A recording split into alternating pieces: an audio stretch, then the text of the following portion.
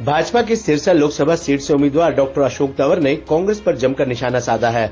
उन्होंने कहा कि कांग्रेस की सिर्फ हवाई बातें हैं, वो केवल अपनी जमानत बचाने के लिए लड़ रहे हैं। उन्होंने कहा कि आज देश की जनता नरेंद्र मोदी के साथ है और मजबूती के साथ कमल खिलाकर तीसरी बार नरेंद्र मोदी को प्रधानमंत्री बनाने का काम करेंगे।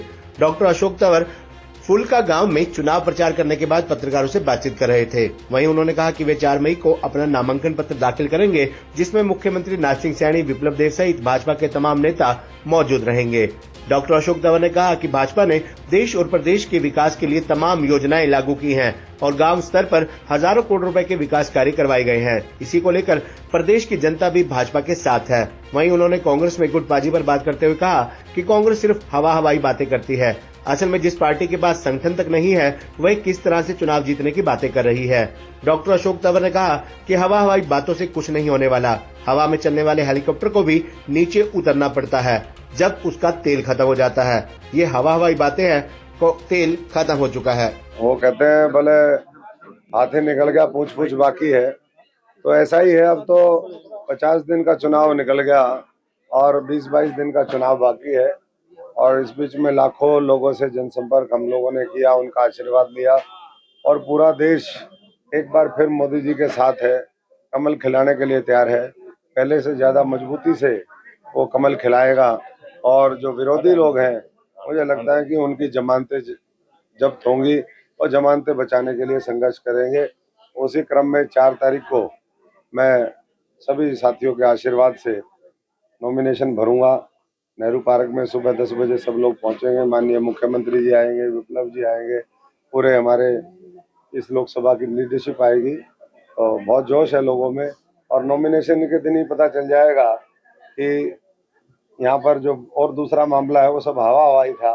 जमीन पे कहीं भी ना उनके पास संगठन है, ना लोगों का विश्वास है और एक तरफा जीत जो है भारतीय जनता पार्टी की। आपके सामने कुमारी शैलजा है, 6 बार उनके परिवार या वो खुद सांसद रही हैं, किस तरीके की चुनौती मांगते हैं आप? देखिए, पहली बात तो जब देश ने मन बना लिया हो, एक विचारधारा को चुन लिया हो, एक नेतृत्व के साथ वो जुड़ करके देश में तीसरी बार सरकार बनाना चाहते हो, तो पहली बात तो कोई व्यक्तिगत यहाँ कोई मुझे नहीं लगता कि महत्वपूर्ण है। लेकिन जब मैं सांसद था, हमारे पत्थर और हमारी उपलब्धि देख लीजिए और जिनके बारे में आप चर्चा कर रहे हैं उनके पत्थर ढूंढ लीजिए, आपको समझ में आ जाएगा कि मुझे एक बार मौका दिया यहाँ के लोगों ने। हम 45-50 हजार करोड़ रुपए के प्रोजेक्ट लेकर के आए और जब अब मोदी जी का साथ है, आशीर्वाद है, तो लाखों करोड़ रुपए के फिर प्रोजेक्ट लेकर के आएंगे। आज अभी गोविंद जी कह रहे थे, हमारे दूसरे साथी चर्चा कर रहे थे, किसी गांव में विकास कार्यों के लिए कोई पैसे की दिक्कत नहीं। और ज्यादा मजबूती के साथ फिर हम मिलकर के प्रयास करेंगे और न केवल आज तीसरी बार देश के अंदर सरकार बने, बल्कि प्रदेश में फिर दोबारा मनोहर लाल जी, नायब जी के नेतृत्व में तीसरी बार फिर सरकार बनाने की ओर आज हमारा प्रदेश अग्रसर है और किसान मजदूर हर वर्ग अपने आप को ताकतवर महसूस कर रहा है।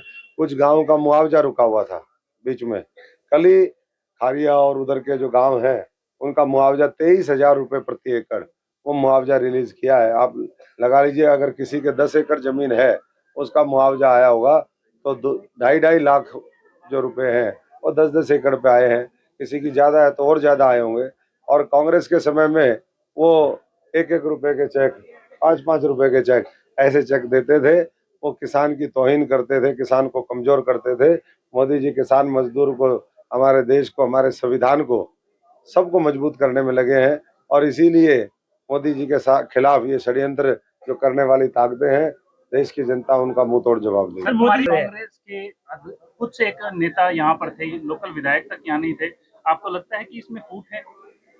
देखिए, सबको पता है, ये मीडिया ने, आप लोगों ने क्यों हवा बना दी थी मुझे पता नहीं। जिस पार्टी के पास संगठन ही नहीं है, जिसके पास ना बूथ पे संगठन, ना गांव में वर्कर, ना लोगों के बीच में जाना आना, ना उनका यहाँ पर रहना, तो ये सारी चीजें इस बात का संकेत है कि हवा में जो है बहुत ज्यादा समय तक वो नहीं होता।